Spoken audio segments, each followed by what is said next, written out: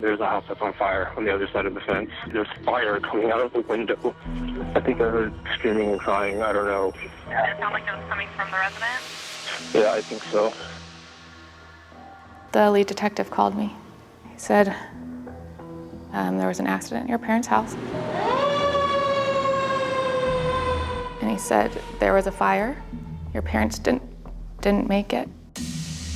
I just started hysterically crying. So I flew up on the first flight out the next day, and that's when they told us what had really happened. The fire wasn't an accident. My parents had been shot, and the fire was a cover. How, why, and who?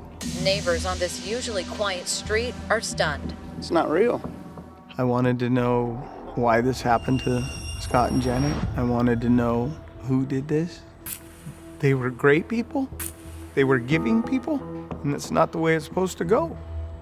Did your parents have any kind of conflict with people that might want to hurt them? Not that I'm aware of, no.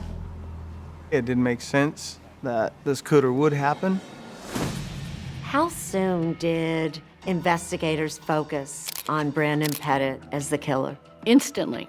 They focused on Brandon as soon as one of the neighbors said, oh, they have a son that's weird. Is there any physical evidence that ties your brother to the murder? No.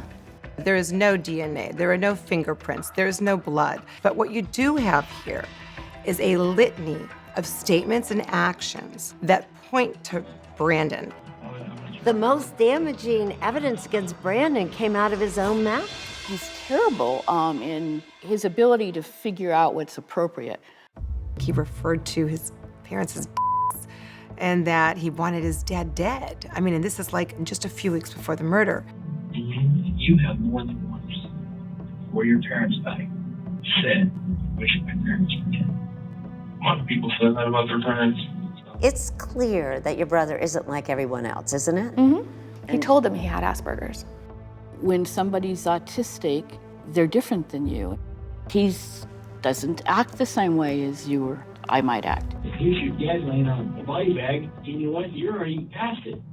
I'm not past it. You have no emotional response. Do you want me to break down and cry? Because I don't normally cry. Autism is the reason I focused on him. It's the reason that they became convinced that he was guilty.